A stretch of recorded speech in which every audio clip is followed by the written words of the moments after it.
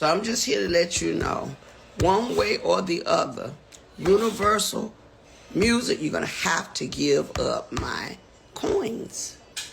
And so what I'm doing now is whatever is necessary to make sure they pay me for the legacy of my life, for my children and my grandchildren. They're going to have to give me my money.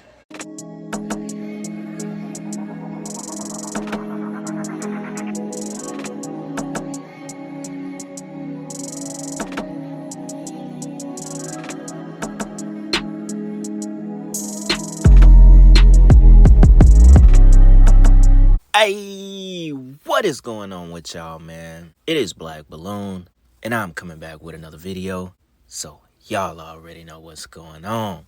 Alright, y'all. Now, unfortunately, we are here to talk about yet another late, great neo-soul singer, Angie Stone. Another celebrity, y'all, passes away just within about a 2-week, 1.5-week time frame from the first death of Gene Hackman. For those who may not know or lived under a rock, Angie Stone was a neo-soul singer. She was a part of a group called The Sequence as well, which they just happened to be the first female group to pen a rap song. That rap song was also sampled by many artists, the most popular being Dr. Dre. Amazing singer, amazing voice, a lady of God, and it is quite sad to hear the way that she may have died. Now, she was in a van amongst other people, and they were coming back from Alabama. She was slated to perform at a halftime game. Gonna assume it was a basketball game. It was some kind of local game, right? And she didn't quite make it back to Atlanta. Thanks to y'all let me know as soon as we dropped the video on Gene Hackman that Angie Stone had died. I'm glad I didn't know before I dropped the video, because I would much rather have made this video focused on her. Because come to find out, she has had a lot to say about the industry, spiritual attacks, and the devil lately in her life. Now, mind you, she is 63 years old. You know, she's one of those older women that has the discernment that, you know, we all pray for, and you could hear it coming out when she talks about God, when she talks about the devil. And she also admits to, you know, not really knowing some of the things that were going on behind the scene with her music career, which a lot of these artists get themselves into this situation, no matter who you are. So that is going to be something that we are also going to talk about, because she's not the only one that this has happened to. So without me going on too much in this intro, y'all, we're going to go ahead and jump into this article real quick. I just want to read y'all the article of how they say she died, show y'all a picture of the van that she was traveling in. Then we will get into the live she did on Christmas Eve about a spiritual attack, the devil, the way she was did dirty in the music industry. So as we know, she was a Grammy-nominated R&B singer, Angie Stone, a member of the all-female hip-hop trio, The Sequence, and known for the hit song, Wish I Didn't Miss You. She was killed early Saturday morning in a car crash. She was 63 years old. Also, notice that number 63. Now, another thing that lets you know this was more, you know, spiritual attacks on her life that just happened to end it at about 4 a.m. Saturday morning. The vehicle she was riding in back to Atlanta from Alabama flipped over and was subsequently hit by a big rig. Now, the timing of that is just out of this world when you really get to thinking about, you know, it doesn't say they hit something and flipped over. It just says a van she was riding in flipped over somehow, and next thing you know, got hit by a big rig. Everyone else in the cargo van survived except Angie Stone. That immediately reminds me of Left Eye's death. In the car with a bunch of people, and Left Eye, the only one to die. Angie Stone in a van with I don't know how many people, but multiple people, and she's the only one to die. So it seems like this was very personal. Another spiritual attack on her life that just happened to end it, or this was a straight up hit sacrifice from the industry. She was a church-grown singer, born in Columbia, South Carolina. She helped form The Sequence, the first all-female group on the hip-hop trailblazing imprint Sugar Hill Records, becoming one of the first female groups to record a rap song. That song was titled Funk You Up, which has been sampled by numerous artists, and like I said, also including Dr. Dre. With that being said, y'all, look, we'll jump right into what y'all came and clicked this video for, which is the clip of Angie Stone going in about the last couple of months leading up to her death. Check this out. I'm trying to keep from crying because the devil was very, very, very particular in targeting me. But anyway, I was rushed to the hospital because I wasn't breathing so well. Came to find out I had what was a bacterial blood infection that I had gotten when they stuck me with the needle. It had went into my bloodstream and caused a staph infection of the blood. Now, I didn't have a clue that there was a blood infection until they rushed me into ICU. I went into ICU and I went to use the restroom and I passed out in the restroom. My oxygen went all the way down and rendered me basically unconscious.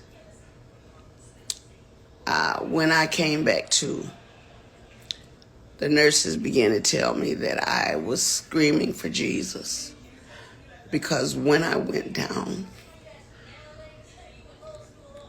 I'm sorry, I didn't know that, I didn't know what was happening. All I know is it was all of a sudden. And I began to praise God and call on his name because I knew biblically that if I was transitioning, I needed to be calling on Jesus.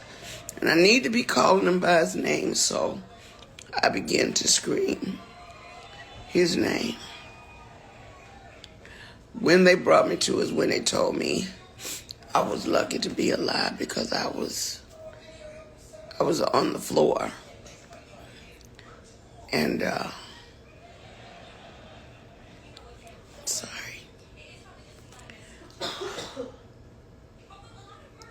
I knew it was an attack. I knew it was a spiritual attack on me.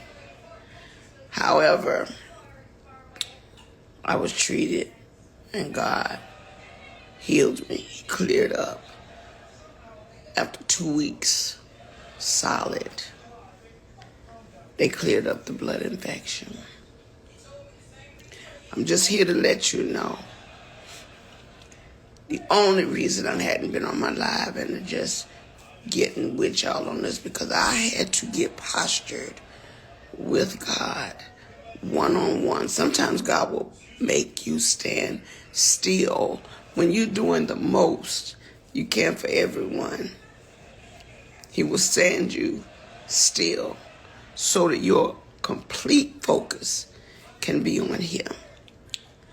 God he knew that I was about to come into some things.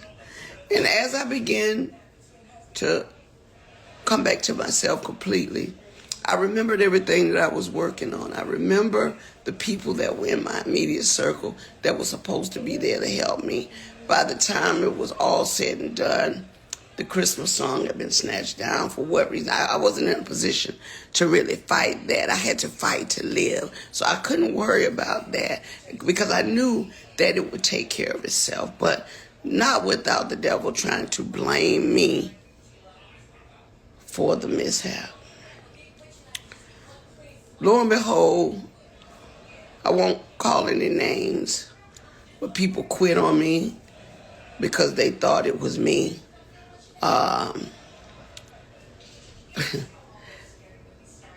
Like I said, I can't call any names because I'm not that vicious. I don't want to hurt anybody, and I really don't want it to be their downfall. But I will tell you, people left me in that dark moment when I really needed support.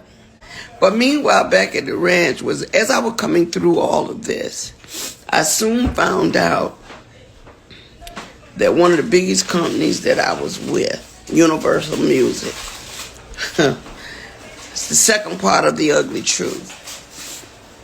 We began to research things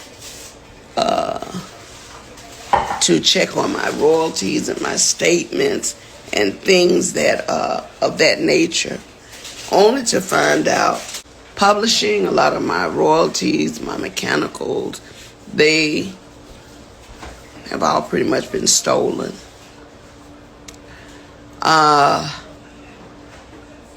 As I begin to find out things that I never had to look into, because when you hire a team of people that to some degree supposed to have your back, you're thinking that they're getting it all together for you. You know, that's why, I respect Oprah Winfrey in that respect when she said, do your own research. That I let a lot of important things slip through the cracks only because I didn't know any better.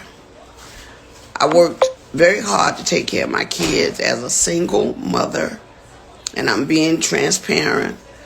My kids' fathers just were not doing what they're supposed to do.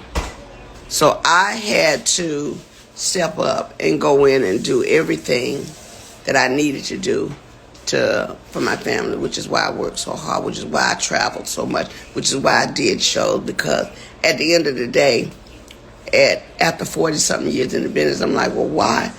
Where are my royalties going? Because I'm not getting this. Come to find out, Universal Music has been receiving all my royalties, all my mechanicals. They've taken pretty much everything. They've stolen, I won't say stolen, but they have taken all the monies that were due to me.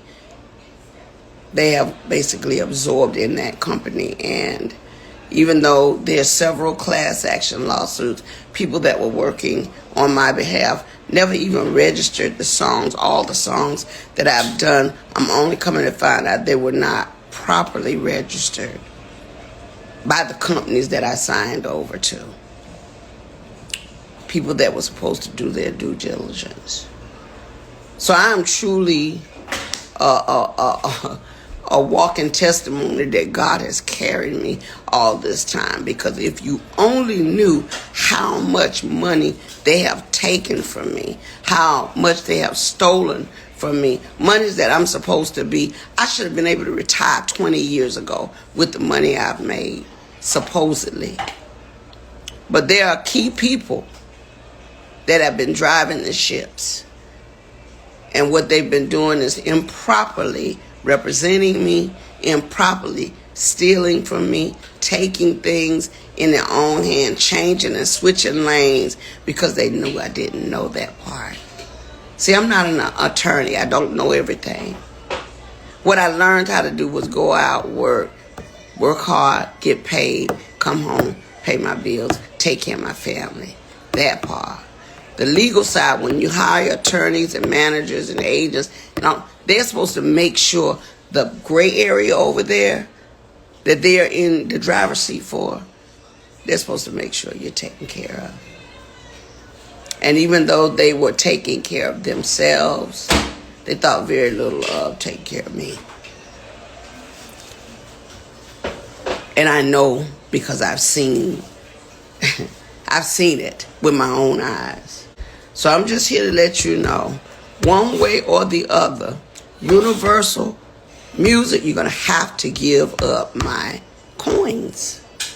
And so what I'm doing now is whatever is necessary to make sure they pay me for the legacy of my life, for my children and my grandchildren. They're going to have to give me my money. Now, some people are able to discern when they are under spiritual attacks. Most people would consider to be natural. Most people would think, hey, I'm 60 something years old. I got sick.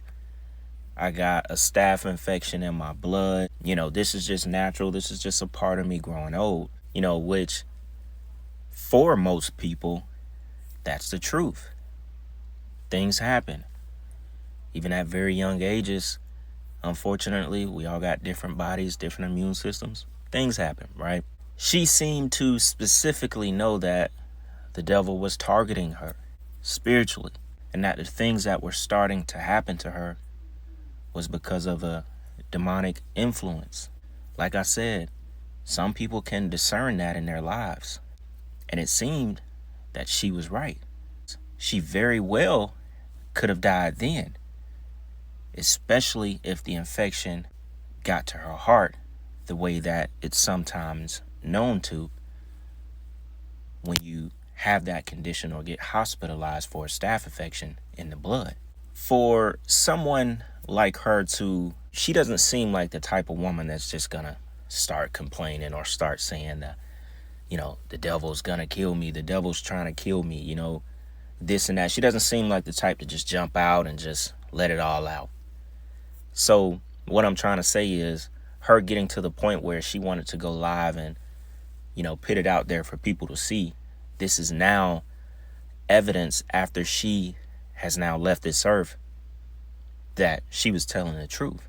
And she might have felt, like she said God led her to do that live, for her to actually say what she's been going through spiritually and, physically, that she needed to get it out there to the public. And now it's reaching millions of people. People are already starting to post it on YouTube, so on and so on. So it's just more information, more tactics by the devil to bring people down spiritually and physically, because supposedly she's now dead. And then it obviously gets to the point where she goes on and she talks about universal music. We're talking about UMG. We already, we've been over it with them. Lucian Grange. And you got to bring up Clive Davis when you talk about Angie Stone. She's back from a time where, she was, I think, signed to Arista with Clive. And it was kind of like the same way Clive did Whitney Houston, Mariah Carey. I think was Phyllis Hymas signed to him as well. I'm not sure. But, once they use you and abuse you, you're gone. It's the same thing. I think Angie told a story about she basically got shoved out the way for Alicia Keys in like the late 90s or early 2000s. It was some kind of ordeal with the album name that was similar to Diary of Alicia Keys and the name of Angie Stone's album. And she ended up writing a letter to Clive Davis to basically get out of her contract. So at this point, we know any artist that has anything to do with Clive Davis, if you were once signed up under him, you basically signed the deal with the devil. Doesn't matter who you are, Angie Stone, it doesn't matter who you are. You sign your name on those dotted lines. You signing your life away.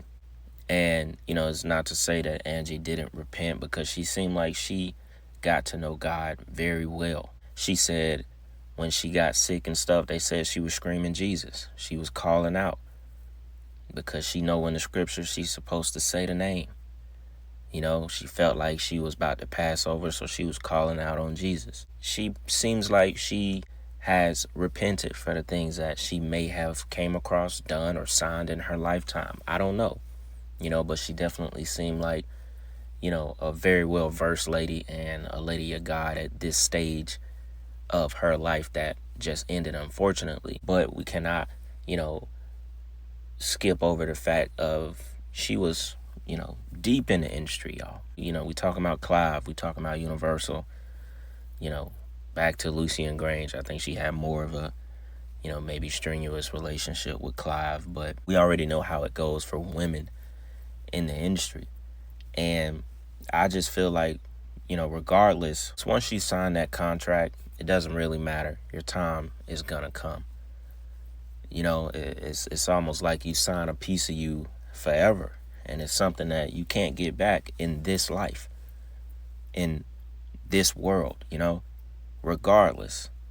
And I feel like ultimately it's kind of what happened to her. It always makes me think about the interview that Cat Williams did one time. I think this was back in the pandemic. It was like a Zoom interview, right? He was talking about how artists die in their own city, and how once the artist dies, or it doesn't have to be in their own city, just, in general, the label doesn't have to deal with any of the team anymore.